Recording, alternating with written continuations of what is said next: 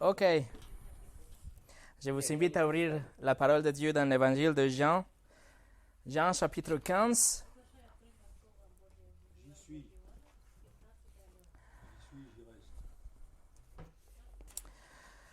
Jean chapitre 15, c'est quelle meilleure façon de commencer l'année 2020 qu'en regardant la personne de Christ.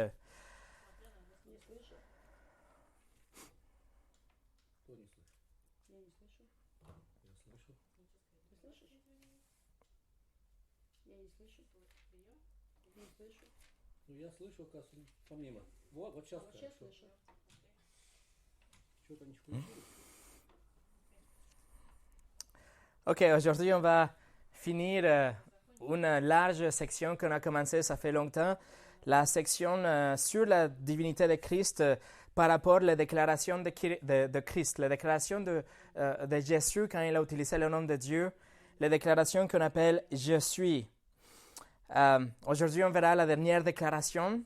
Le dimanche prochain, on aura John Glass pour continuer le livre de l'Apocalypse. Et après, on va commencer la toute dernière partie de cette étude de la divinité de Christ, que ça serait par rapport les déclarations sur Jésus, à propos de Jésus, ce que les autres, la Bible, ont dit de Jésus pour déclarer et affirmer sa divinité. Alors, la déclaration qu'on va voir aujourd'hui, ça produit juste quelques heures avant la croix. Jésus et ses disciples ont déjà fini de manger le repas de Pâques. Judas, le traître, est déjà parti pour vendre son maître. Et Jésus et les disciples sont en train de marcher ou ils sont en route vers le Gethsémane, l'endroit où Jésus sera arrêté, l'endroit où Jésus va agoniser dans la prière pour après être amené à la croix. Alors, ce qu'on va voir aujourd'hui, donc, c'est presque le dernier mot. C'est presque le dernier discours de Jésus. C'est comme ce dernier mot, le dernier message aux 11 disciples qui restent. Bien sûr, chaque mot que Jésus a jamais dit a été prononcé avec une sagesse infinie. Chaque mot qu'il a jamais dit, il a dit avec une précision magistrale, et chaque mot qu'il a jamais dit a une grande importance. Mais le discours qu'on verra aujourd'hui est spécial parce que justement ça se passe comme la dernière chose qu'il va laisser comme dans ses instructions, la dernière chose qu'il laisse avec les disciples. Aujourd'hui, on voit donc la 7e déclaration de Jésus, « Je suis », où il va déclarer « Je suis le vrai cep ». Je suis le vrai cep. Mais avant de commencer, on va prier. Seigneur, comme toujours, nous remettons dans tes mains l'étude de ta parole. Que ce soit ton Saint-Esprit qui nous guide, qui nous montre la vérité, que tout ce que je dois annoncer soit annoncé, que tout ce que doit être reçu, que soit bien reçu pour mes amis, mes familles et tous ceux qui vont écouter et regarder après. Seigneur, nous remettons cette étude en tes mains, que tu le bénisses profondément, que tu nous montres ces immenses vérités, les dangers de ce texte et les choses qu'on doit faire pour corriger ce qu'on doit corriger. Au nom de Jésus. Amen. Le message d'aujourd'hui s'appelle « Je suis le vrai cep ». Et pour commencer, je vous invite à lire le texte en entier. On va lire que 6 versets. Le chapitre 15 de verset 1 jusqu'au 6. C'est Jésus qui parle. Il dit, « C'est moi qui suis le vrai cep, et mon Père est le vigneron. Tout sarment qui est en moi et qui n'y porte pas de fruits, il enlève. Et tout sarment qui porte de fruits, il le taille, afin qu'il porte encore plus de fruits. Déjà, vous êtes purs à cause de la parole que je vous ai annoncée. Demeurez en moi et je demeurerai en vous. Le sarment ne peut pas apporter de fruits par lui-même sans rester attaché au cep. Il en va de même pour vous si vous ne demeurez pas en moi. Je suis le cep, vous êtes les sarments. Celui qui demeure en moi et en qui je demeure porte beaucoup de fruits, car sans moi, vous ne pouvez rien faire. Si quelqu'un ne demeure pas en moi, Il est jeté dehors comme les sarments et il sèche. Puis on ramasse les sarments, on les jette au feu et ils brûlent. Voilà la parole de Dieu, mes amis. Aujourd'hui, on va diviser notre texte en 4 morceaux. On va voir 4 aspects de ce texte. C'est vraiment important. Je vous invite à rester avec moi. Première chose, le vrai cep. Numéro 2, le vigneron. Numéro 3, les sarments. Et numéro 4, le fruit, qui sont comme les 4 personnages qu'on trouve dans ce texte. On commence donc avec le vrai cep. Et notre texte commence avec cette déclaration solennelle, cette déclaration qu'on a déjà entendue de Jésus. Il dit « Je suis ». L'expression en grec « ego eimi », que c'est la traduction d'hébreu du nom de Dieu. Et il utilise une métaphore pour nous dire quelque chose de sa personnalité, de son travail, de son œuvre sur la terre. Il dit « Je suis le vrai cep ». Le vrai cep. Donnez votre attention qu'il ne se compare pas avec un cep. Il ne se compare pas avec une vigne. Mais il dit « Je suis le vrai cep ». Si nous sommes transportés à la nuit de ces discours, quand ce discours a eu lieu, ça peut être que les disciples et le Seigneur ils sont en train de marcher ce parcours de presque 2 kilomètres de la maison où ils se trouvaient pour manger la dernière Pâque, le repas de manger, jusqu'à l'endroit de Gethsemane où il sera arrêté quelques heures plus tard. Et donc, ce parcours de 2 kilomètres était plein avec beaucoup de vignes. C'était quelque chose que poussait partout à l'époque en Jérusalem. Et donc, le Seigneur Jésus, il est en train de marcher, ils sont en train de regarder tout ça, et il utilise cet exemple, cet symbole, cette image pour parler de quelque chose de très important. Et il dit, je suis le vrai cep. Mais pour pouvoir comprendre cette métaphore, pour pouvoir comprendre qu'est-ce que ça veut dire, on doit savoir que Israël, dans l'Ancien Testament, Israël était toujours dépendant comme la vigne de Dieu. Le peuple d'Israël, comme en général, comme le tout, comme le groupe ethnique, le peuple d'Israël était la vigne de Dieu, était planté par Dieu, protégé par Dieu. Mais à cause de leur idolâtrie, à cause de leur péché, ils étaient sous le jugement de Dieu. Alors pour comprendre bien, je vous invite à tourner au psaume 80. Le psaume 80, parce que là, le psalmiste, il va plaider avec Dieu. Il va demander à Dieu de restaurer Israël, de restaurer la vigne de Dieu à son état d'origine. À partir de verset 8 dans la Bible en anglais et verset 9 dans la Bible en français, regardez le verset 9, le psalmiste écrit « Tu avais arraché de l'Égypte une vigne. Tu as chassé des nations et tu l'as plantée. Tu as déblayé le sol devant elle.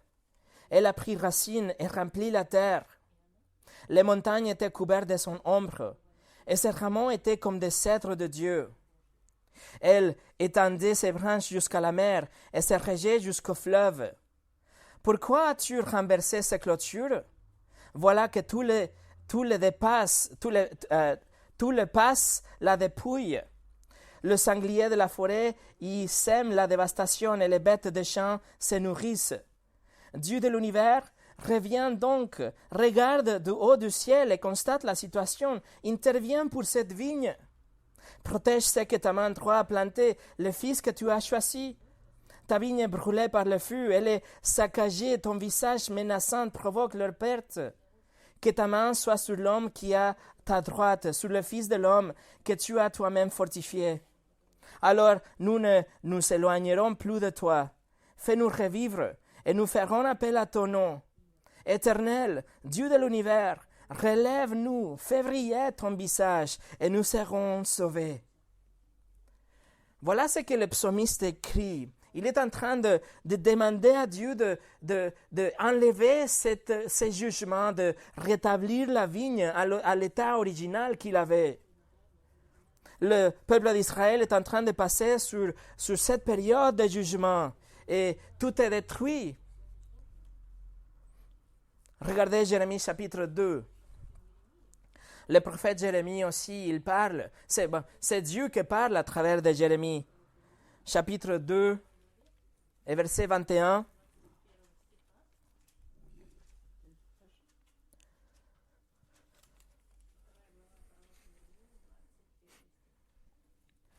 Jérémie 2, chapitre 2, verset 21, c'est Dieu qui parle, il dit, « Moi, je t'avais planté pour produire des raisins excellentes d'une variété sûre. Comment tu es-tu transformé à mes yeux en fruit dégénéré d'une vigne étrangère? » Voilà, les psaumes 80 et aussi Jérémie chapitre 2 nous montrent qu'Israël était une vigne plantée censée pour donner de bons fruits, mais c'est pas produit. En lieu de produire de bons raisins, il a produit de mauvais fruits. Et le jardinier, le vigneron est Dieu. C'est lui qui a planté la vigne, mais la vigne est devenue quelque chose d'étranger, quelque chose de mauvais. Et je vous montre un dernier passage.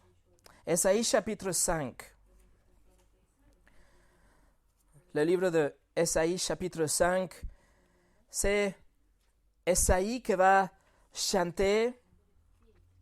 Il chante à Dieu. Il appelle Dieu mon bien-aimé. D'ailleurs, la Bible en français, le verset 1, vous allez lire mon ami, mais ce n'est pas vraiment mon ami, c'est mon bien-aimé. Alors, chapitre 5, verset 1 au 3, 1 et 2.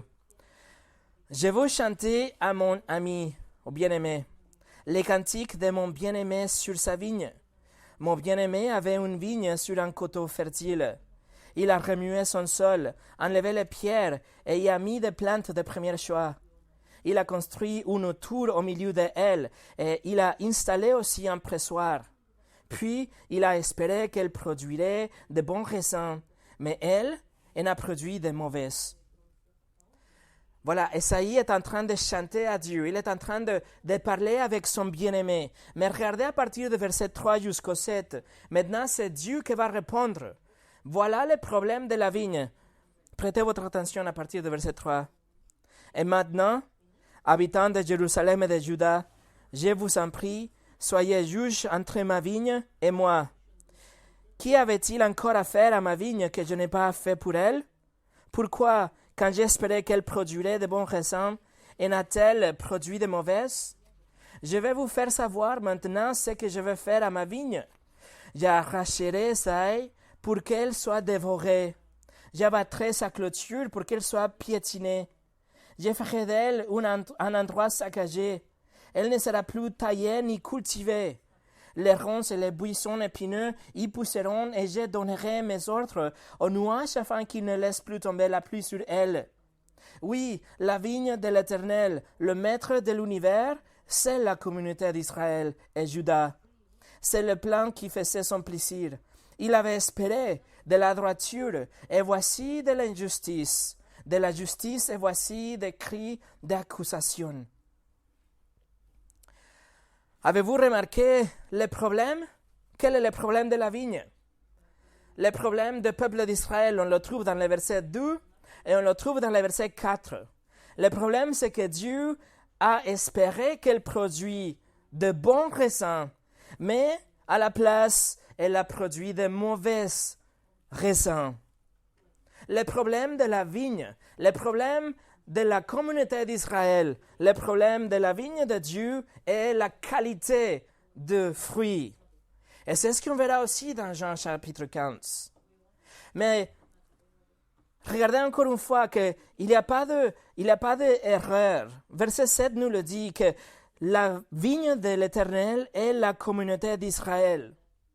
C'est-à-dire que Dieu a planté la vigne. Dieu a protégé la vigne. Il a pris soin de cette communauté d'Israël. Il a fait tout ce qu'il fallait faire pour qu'il apporte de bons fruits.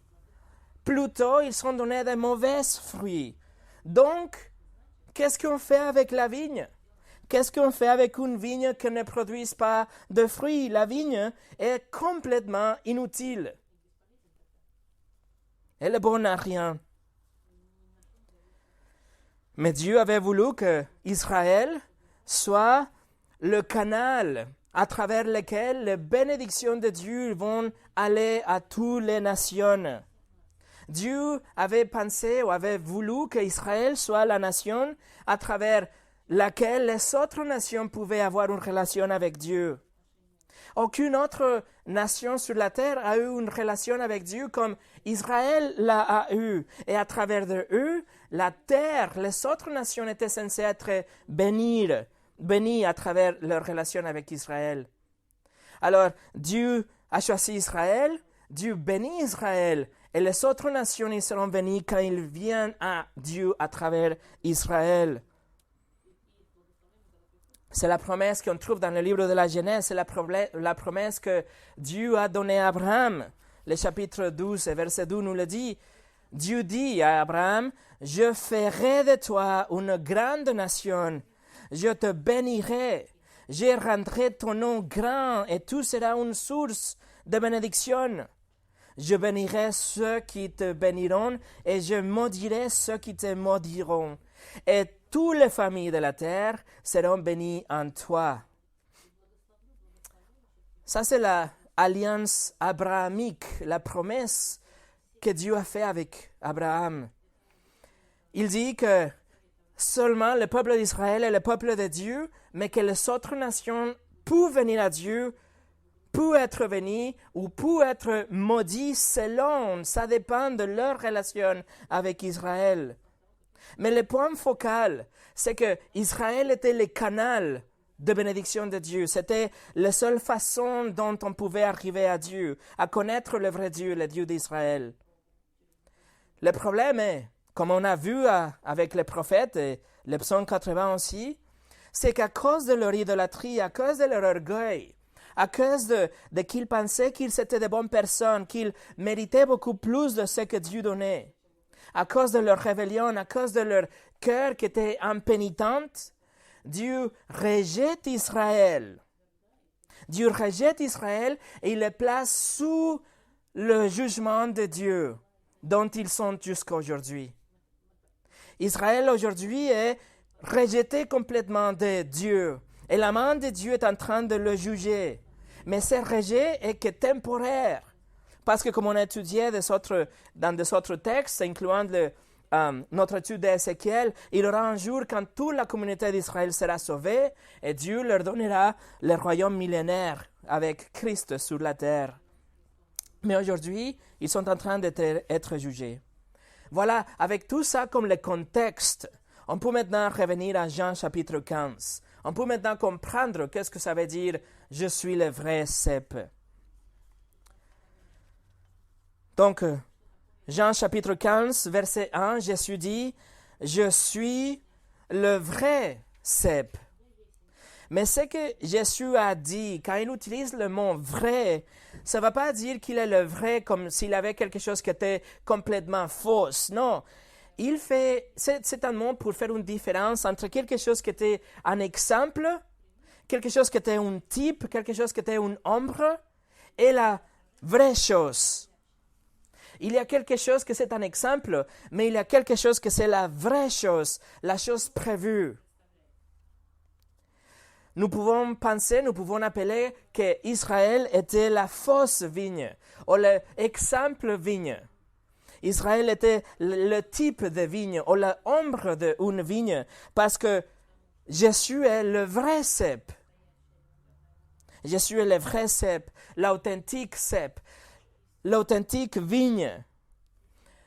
Quand on a étudié Jean chapitre 6, quand Jésus a dit « Je suis le pain de vie », on a vu le même mot, alethinos en grec, que c'est un mot utilisé pour dire, par exemple, quand Jésus a dit « Mon Père vous a donné le manne du ciel, mais moi je suis le vrai pain du ciel ». C'est-à-dire que la manne, c'était juste un symbole, c'était un exemple. C'était quelque chose qui représentait ce que devait venir dans le futur, dans Jésus. Le manne, c'était quelque chose qui satisfait leur ventre. Mais du coup, il y a le vrai pain de vie qui vient pour satisfaire le besoin spirituel et donner la vie éternelle. Alors le pain, c'était qu'une ombre, Israël, c'était qu'une ombre de la réalité que c'est Jésus. C'est-à-dire que quand Jésus nous dit « Je suis le vrai cep », il est en train de dire qu'il est le seul moyen, la seule vrai chemin pour avoir une relation avec Dieu. Avant, c'était Israël. Mais maintenant, en vérité, c'est Jésus. C'est le seul moyen, la vraie façon pour être considéré comme le peuple de Dieu est à travers Jésus, le vrai cep. Jésus est le vrai canal pour attendre, pour recevoir les bénédictions de Dieu. Avant, c'était à travers Israël. Aujourd'hui, c'est à travers Jésus seulement.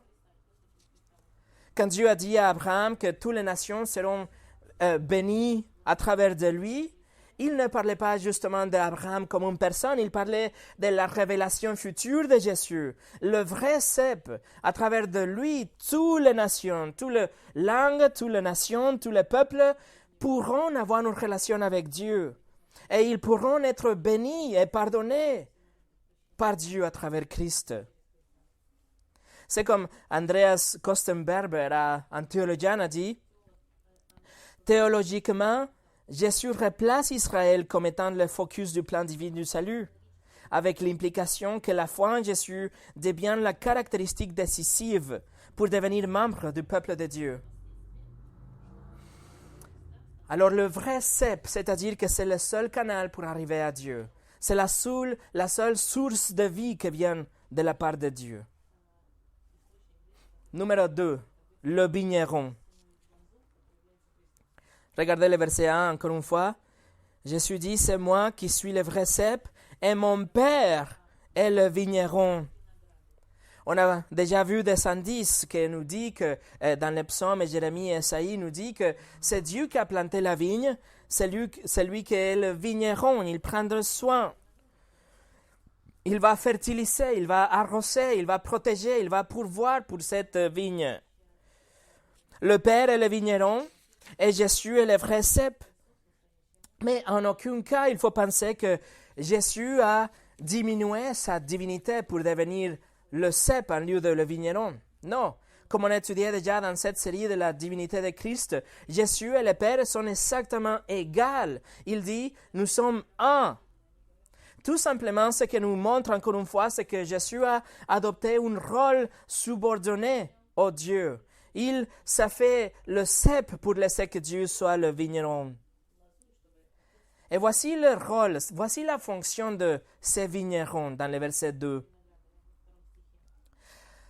Tout sarment qui est en moi et qui ne porte pas de fruits, il l'enlève. Et tout sarment qui porte de fruits, il le taille afin qu'il porte encore plus de fruits. Quelle est la fonction d'un vigneron humain? C'est la même fonction qu'un vigneron divin. Il va enlever tout sarment que ne produisent pas de fruits et il va tailler à tous ceux qui produisent de fruits pour qu'ils produisent beaucoup plus de fruits. Et ça, c'est le cœur de ce discours, mes amis. Ça, c'est le cœur de ce discours. Il y a une vigne et il y a des branches, deux types de branches. Il y a des sarments qui produisent des fruits. Il y a des sarments qui ne produisent aucun fruit. Et ça, c'était le problème qu'on a vu avec Esaïe chapitre 5. On vient de le lire. Le problème, c'était que le vigneron attendait de trouver des raisins, mais il a trouvé de mauvaises raisins, des raisins aigres, de mauvais fruits. Et donc, la vigne est devenue inutile. Le vigneron, ce qu'il va faire, c'est qu'il va prendre tous ces serments qui produisent fruits pour le tailler, pour qu'il produise beaucoup plus. Cet élagage se faisait pendant le printemps dans 4 étapes. Première chose, il faut enlever le bout de chaque pouce pour qu'il ne grandisse pas trop vite. Numéro 2, il faut couper 50 cm de tous ces pousses qui sont en train de grandir pour que le vent ne le casse pas. Numéro 3, il faut enlever le raisin et les fleurs et tout ce qui est attaché à la vigne pour qu'il produise beaucoup plus de fruits la saison prochaine. Et numéro 4, il faut enlever complètement toutes ces mauvaises herbes et tout ce qu'on trouve même dans le sous-sol et tout ce qui est attaché dans les troncs pour qu'il ne s'use pas de l'énergie de cette vigne, de ces cèpes. Et ce sont les 4 choses que Dieu fait pour élaguer les sarments qui produisent des fruits aujourd'hui. Il va enlever de votre vie tout ce qui va gêner votre croissance. Il va enlever tout ce qui va empêcher votre croissance spirituelle, la croissance d'un croyant.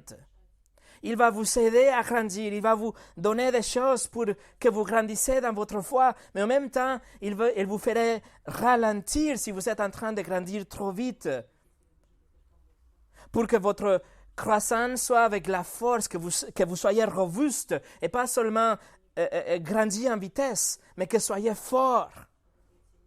Il va vous discipliner, il va permettre de ces preuves, il va permettre de la souffrance, de la persécution pour que vous deveniez plus fort et mûr.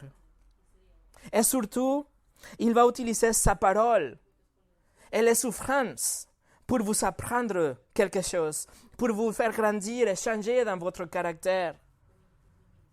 Les souffrances de notre vie, c'est comme la poignée d'un couteau, tandis que la Bible est la lame du couteau. C'est ce que Dieu va utiliser pour nous tailler, pour qu'on produise plus de fruits.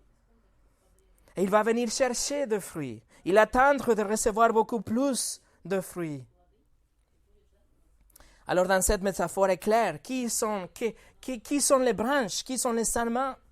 Numéro 3, les sarments. Regardez les versets 3 au 6. Déjà vous êtes purs à cause de la parole que je vous ai annoncée. Demeurez en moi, et je demeurerai en vous. Le sarment ne peut pas porter de fruits par lui-même sans rester attaché au cep. Il en va de même pour vous si vous ne demeurez pas en moi. Je suis le cep, vous êtes le sarment. Celui qui demeure en moi en qui je demeure porte beaucoup de fruits, car sans moi vous ne pouvez rien faire. Si quelqu'un ne demeure pas en moi, il est jeté dehors comme le sarment et il sèche. Puis on ramasse le sarment, on les jette au feu et il brûle. Dans le verset 5, Jésus s'appelle à lui-même le vrai cep, le cep, et il dit que les 11 disciples, ils sont les sarments. Ces 11 copains, les 11 hommes qui sont autour de Jésus à ce moment, il dit, vous êtes les sarments. Bien sûr, par extension, il parle à tous les chrétiens, à tous les croyants de tous les âges de l'Église. Alors les sarments, nous sommes vous et moi, si vous êtes des chrétiens. Les sarments, ils sont attachés au cep. Vous pouvez voir une plante et vous allez le voir. Les sarments, ils sont attachés, collés au cep. Et dans cette métaphore, les disciples, ils sont complètement attachés à Jésus. Jésus est la seule source de vie, que tout simplement, il est en train de partager, de faire couler de lui à tous les sarments. Il administre toute la vie. Il donne la vie à toutes ces branches qui sont attachées à lui. Jésus déclare que les 11 disciples, ils sont purs. Ils ont été déjà nettoyés de leurs péchés. Ils ont été déjà purifiés. Ils ont été déjà régénérés, nés de nouveau. Ces 11 personnes, ils possèdent la vie éternelle. Mais la raison pour cette nouvelle naissance, on la trouve dans le verset 3. Il dit, déjà, vous êtes purs à cause de la parole que je vous ai annoncée. Ils avaient entendu la révélation de Jésus, ils avaient entendu la parole de Jésus, ils avaient entendu tout ce que Jésus avait à dire de lui-même. Ils avaient entendu la bonne nouvelle de l'Évangile, ils avaient embrassé déjà les enseignements de Jésus, ils avaient cru déjà que Jésus était le Fils de Dieu, qu'il était le Messie. Et c'est à cause de ces paroles qu'ils croyaient qu'ils sont purs, ils sont purifiés, ils sont nés de nouveau, pardonnés. Et vous savez quoi? Que les disciples, ils ne sont pas différents à nous. Nous sommes aussi pardonnés, nous sommes purifiés aussi à cause de la parole. Le seul moyen pour être sauvé dans le temps de Jésus, le temps de ses disciples, c'est la même façon d'être sauvé aujourd'hui. C'est par la grâce à travers de la foi. Mais la foi vient par la parole. C'est la foi qui vient à travers d'entendre la parole de Dieu. Les disciples, ils ont entendu la parole, ils ont cru la parole, ils s'étaient purifiés.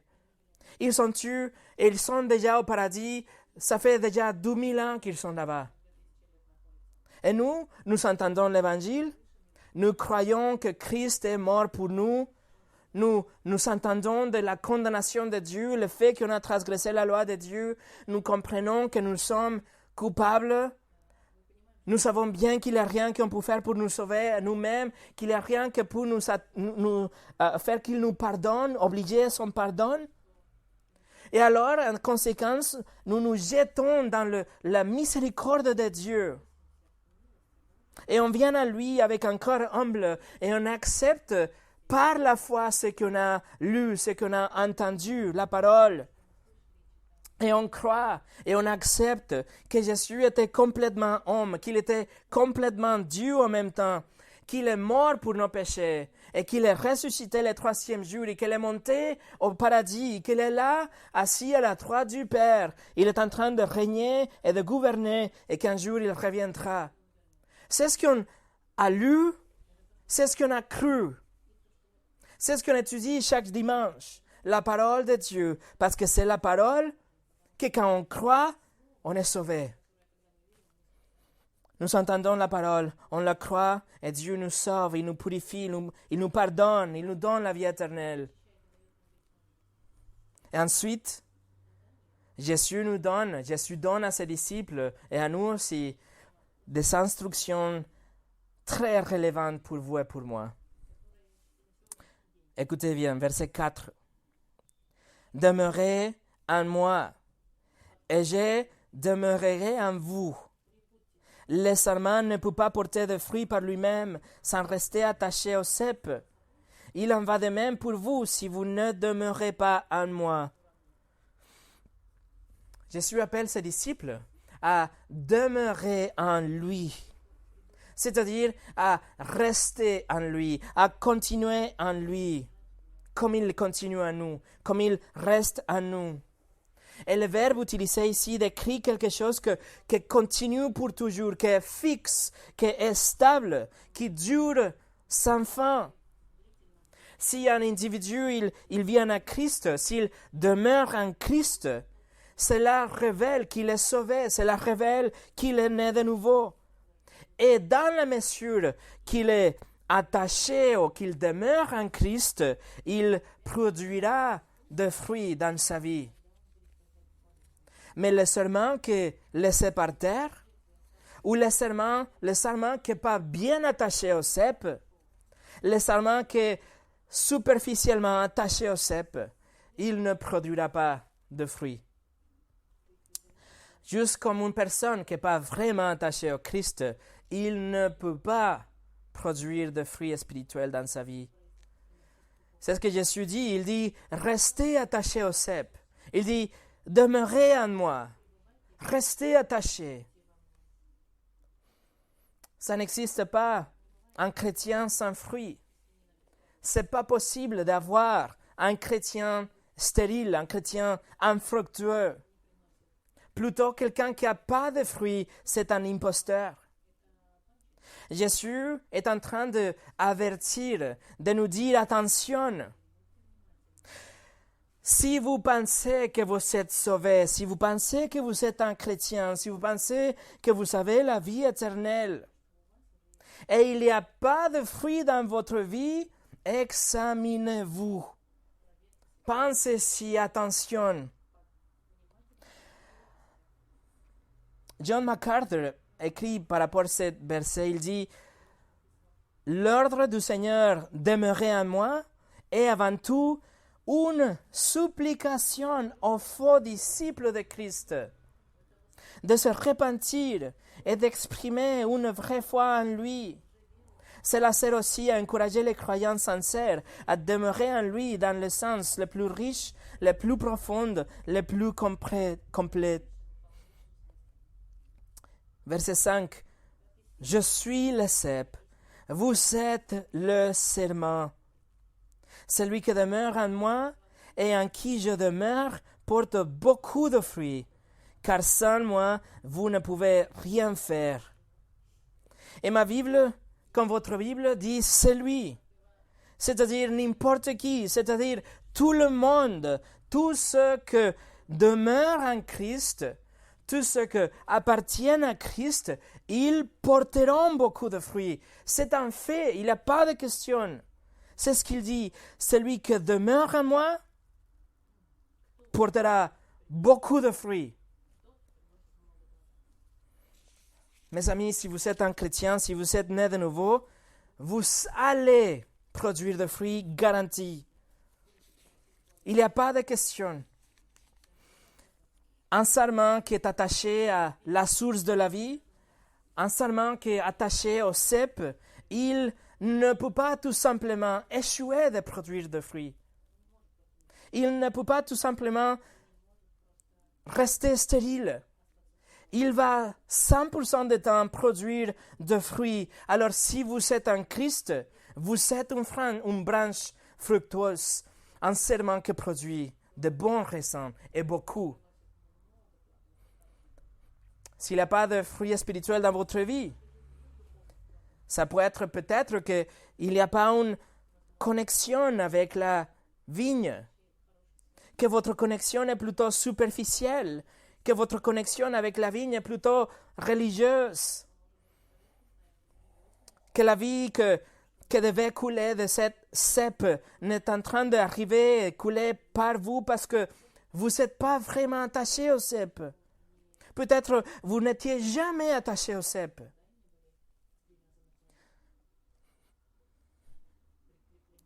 Spurgeon a dit, si cet arbre est là dans les jardins, et quand le printemps arrive, on n'y voit aucune bourgeon, puis l'été vient, il n'y a ni feuillage, ni fruits, puis l'année d'après est là, et celle d'après, et il n'y a toujours pas ni bourgeon, ni feuilles, ni fruits, vous diriez qu'il est mort, et vous auriez raison. La Bible dit, Jésus dit, demeurez en moi, soyez attachés à Christ, dépendez de lui, venez à lui. Repentez-vous de vos péchés, faites confiance en lui, donnez-lui votre cœur et votre vie. Soyez attachés intimement avec cette vigne et vous allez produire des fruits parce que c'est automatique. La vie coulera de ces cèpes, le Seigneur Jésus, par vous et à travers vous. Autrement, verset 6, si quelqu'un ne demeure pas en moi, il est jeté dehors comme le sarment, et il sèche. Puis on ramasse les sarments, on les jette au feu, et ils brûlent. Dieu, le vigneron, il prend les fausses branches, les fausses sarments, tous ceux qui sont attachés à la vigne d'une façon superficielle, et il va le jeter.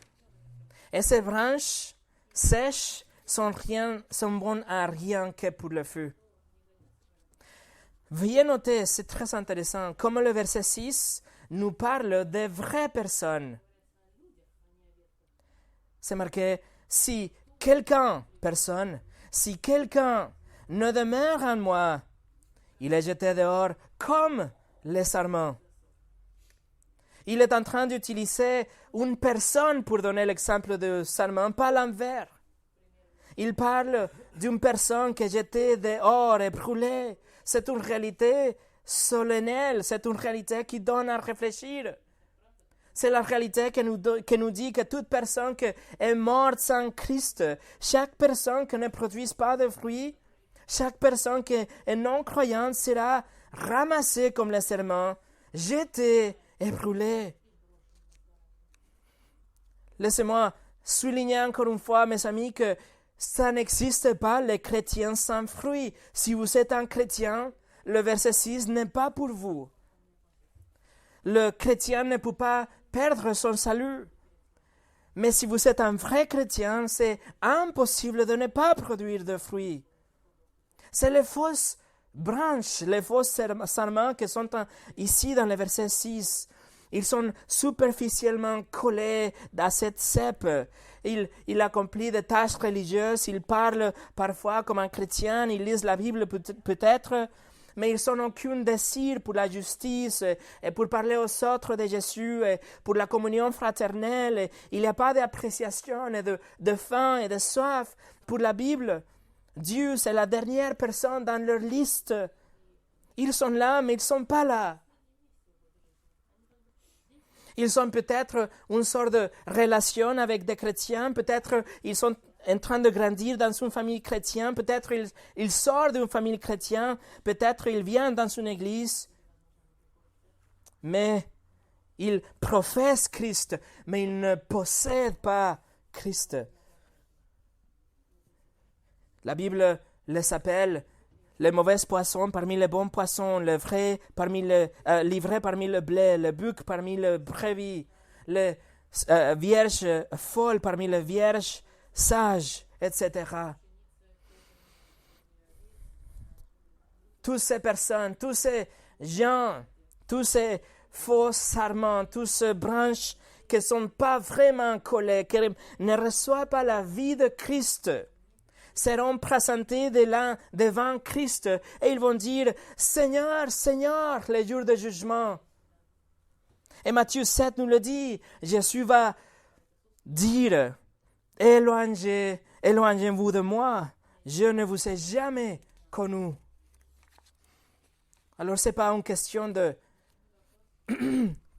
dire Seigneur ou de parler avec des paroles, des mots qui sont religieux ou de se réunir dans un endroit religieux ou de même d'ouvrir la Bible ensemble. C'est la question de votre cœur. Est-ce que vous demeurez en Christ? Est-ce qu'il vous appartient? Vous êtes attaché à lui? Souvenez-vous le contexte de ce récit. Judas, il vient de sortir, il vient de partir pour trahir Jésus. Et Judas, c'est l'exemple quintessentiel d'un faux chrétien. C'est le parfait exemple d'un faux serment, d'une fausse branche. Quelqu'un qui était un hypocrite pendant 3 ans. En apparence, il était un disciple loyal de Christ, mais dans son cœur, il était un voleur, il était un traître, il était un menteur. Il n'était jamais sauvé, il était un serment sans fruit. Et donc, il était ramassé et brûlé. Mais le même destin, c'est pour tous ceux qui ont la même relation superficielle. Tous ceux qui n'ont pas eu vraiment la foi, la relation en Christ. Ça donne à réfléchir. J'espère que vous avez compris. Pour nous préparer pour finir, numéro 4, le fruit. On est en train de parler de fruits. On sait que le problème de cette vigne, et le problème parmi les chrétiens aussi, c'est la question de fruits. Parce que la production et la qualité de fruits va révéler si vous êtes vraiment un chrétien, va révéler si vraiment vous appartenez à Christ, si votre foi est vraiment authentique. Donc la question est, quel est le fruit? D'abord, je vous dis, qu'est-ce que ce n'est pas le fruit? La Bible, jamais de jamais, égalise le fruit avec les comportements extérieurs. Jamais. Pourquoi? Parce que le comportement extérieur, c'est que tous les menteurs, tous les hypocrites, tous les fallacieux, tous les cultes, tous les faux serments cherchent. Des comportements externes, c'est facile à imiter. Nous pouvons tous voir quelqu'un l'imiter et nous faire penser qu'il est aussi un chrétien comme les autres.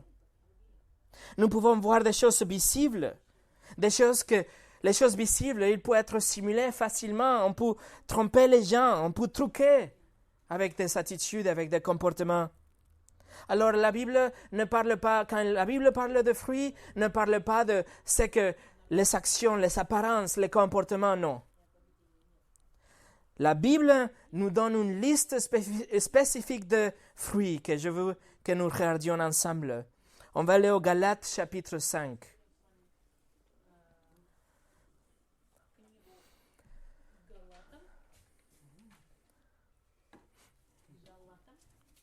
Al, ¿puedes ayudar a encontrar?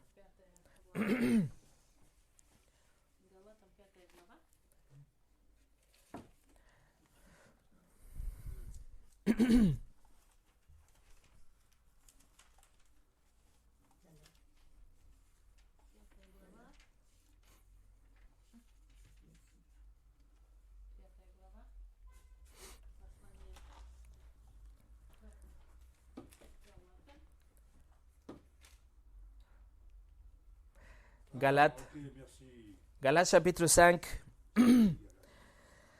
La Bible définit le fruit comme quelque chose qui est produit directement par le Saint-Esprit. Si le fruit est produit par le Saint-Esprit, ça veut dire que le fruit ne peut pas être truqué ou simulé. Le fruit, c'est une production surnaturelle. Regardez le verset 22. Galates 5, 22. Mais le fruit de l'esprit, c'est l'amour, la joie, la paix, la patience, la bonté, la bienveillance, la foi, la douceur, la maîtrise de soi. Le fruit de l'esprit. Ces 9 caractéristiques qu'on trouve ici, ils étaient des caractéristiques du Seigneur Jésus. Et si vous demeurez en Christ, ces 9 qualités, ils vont aussi découler de Christ en vous, par vous et à travers vous. C'est inévitable. Voilà les caractéristiques de Jésus, verset 22. Si vous êtes attaché à Christ, toutes ces choses passent du cep à tous les sarments. C'est quelque chose que vous ne pouvez pas produire en vous-même. C'est quelque chose que l'Esprit produit en vous. Et vous, tout simplement, vous le pratiquez. Le livre de Hébreux chapitre 13 nous dit aussi que être reconnaissant, que avoir un cœur de louange, c'est aussi un fruit de l'Esprit. Nous dit, offrons sans cesse à Dieu un sacrifice de louange, c'est-à-dire le fruit de l'œuvre qui reconnaissent publiquement lui appartenir. On peut aussi avoir la compassion envers tous ceux qui ont de besoin, ça c'est le fruit aussi. Avoir la repentance après un péché, c'est aussi le fruit. Avoir la zèle, le désir de parler aux autres de Jésus, c'est aussi le fruit de l'esprit. Avoir un besoin, la satisfaction dans la prière, c'est aussi quelque chose produit par l'esprit. Avoir le faim, le soif de la parole de Dieu, etc. Toutes ces choses sont produites d'une façon surnaturelle, mais vous devez les pratiquer. Comment vous pouvez le pratiquer et le faire grandir? Demeurez en Christ. Attachez-vous à Christ. Et je vais vous dire dans quelques moments. Tout court, le fruit de l'esprit, MacArthur dit, le fruit peut être défini comme une attitude sainte, juste, qui honore Dieu en général. Il faut vivre de vie qui honore à Dieu. Et mes amis, si vous êtes en train d'écouter ma voix cet après-midi, Dieu vous donne une opportunité pour porter plus de fruits. Dieu vous donne une opportunité pour faire quelque chose, pour avoir des fruits, pour avoir des fruits spirituels. Rappelez-vous que Jésus a dit, sans moi, vous ne pouvez rien faire. C'est pas que vous pouvez faire un peu, c'est que vous pouvez rien faire sans Jésus. Vous pouvez simuler des comportements externes, vous pouvez imiter des attitudes, vous pouvez dire des bonnes choses, vous pouvez chanter, etc. Mais un vrai changement dans le cœur, un vrai changement qui va produire automatiquement des fruits, c'est produit par le Saint-Esprit, par la régénération qui vient de notre nouvelle naissance. Si vous n'êtes pas un vrai sarment, ne mourrez pas dans cet état. Ne mourrez pas comme une branche improductive qui est bonne à rien que pour le feu. Mais venez à Christ dans la repentance et la foi. Humiliez-vous et recevez le cadeau de la vie éternelle. Et Jésus va infuser en vous sa vie. Et vous serez changé de l'intérieur. Et vous allez voir aussi des changements externes, mais ça vient de l'intérieur. Et si vous êtes un vrai sarment, mais vous pensez que vous ne donnez pas beaucoup de fruits en ce moment, si vous êtes sûr que vous êtes un chrétien, si vous êtes né de nouveau, mais vous êtes dans une étape où il n'y a pas beaucoup de fruits, la réponse pour vous est demeurer en Christ. Mais comment le faire? Regardez le verset 7. Si vous demeurez en moi et que mes paroles demeurent en vous. Si vous demeurez en moi et que mes paroles demeurent en vous. Demeurer, ça se passe, mais ça vient à travers de la parole de Dieu. Vous voulez vous approcher de Christ, lisez la Bible. Vous voulez porter plus de fruits, lisez la Bible. Vous voulez être renouvelé à l'intérieur, vous voulez être moins envers le péché, plus dans les côtés de Dieu, être beaucoup plus saint, beaucoup plus sensible aux choses de Dieu, lisez la parole. Vous avez la Bible devant vous, il faut juste la lire. Lisez la parole. Il n'y a rien d'autre que pour vous apporter plus de joie et vous faire porter des fruits que vous approchez de Christ. Demeurez en moi, Christ dit. Et je ne pense pas qu'il était en train de dire demeurez en moi. Mais il plaidait avec ces gars-là, les 11. Il disait demeurez en moi. Ils avaient besoin de l'encouragement, ils avaient besoin de la direction.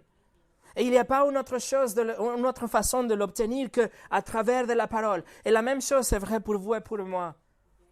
Nous ne pouvons pas nous approcher de Christ et nous pouvons rien faire à part de Christ. Et pour nous approcher de lui, c'est la Bible, c'est la parole. Pour être renouvelé, pour être approché, pour demeurer. Et mes amis, je ne peux pas penser à une autre résolution plus importante, plus relevante, une autre résolution pour le 2020 qui va vraiment, mais vraiment changer votre vie que de demeurer en Christ à travers sa parole. Faites la lecture de la Bible une priorité dans votre vie. Il faut dire le matin, pas de Bible, pas de petit déjeuner. Il faut dire le soir, pas de Bible, pas de lit. Faites la lecture de la parole une priorité dans votre vie. C'est le seul moyen de vous approcher de Dieu. Et qu'est-ce qu'il y a de plus important que ça? Il y a des gens dont leur résolution est de perdre de poids ou apprendre à chanter ou être gentil, mais rien de ça est plus important que s'approcher de Dieu. Et pour vous approcher de Dieu, vous avez le livre devant vous. Et si vous vous approchez de Christ, si vous demeurez vraiment en Christ, vous allez porter des fruits, et pas seulement des fruits, mais beaucoup de fruits. Et ça, c'est une promesse que vous avez ici. Prions.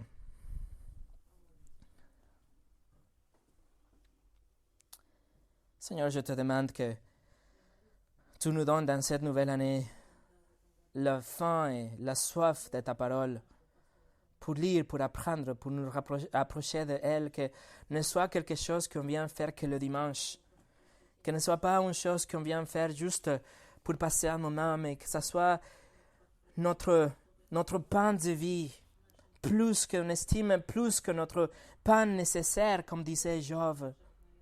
Seigneur, je te prie que pour chacun de mes amis et ma famille ici, Seigneur, que ça soit une réalité, que la Bible prenne la précédence dans notre vie et qu'on s'approche au Christ, qu'on demeure vraiment en lui pour produire des fruits. Seigneur, nous ne voulons pas, ça ne nous intéresse pas d'être des stars dans ce monde. Ça nous intéresse d'être des stars devant toi, de demeurer en Christ et porter des fruits. Et qu'en portant des fruits, on montre que nous sommes tes disciples. Que les autres soient attirés vers toi grâce aux fruits qu'ils vont de nous. Seigneur, je te prie pour chacun de nous ici dans cette pièce et à tous ceux qui vont entendre ce message, que tu les transformes, que tu les nourris à travers ta parole. Au nom de Jésus. Amen.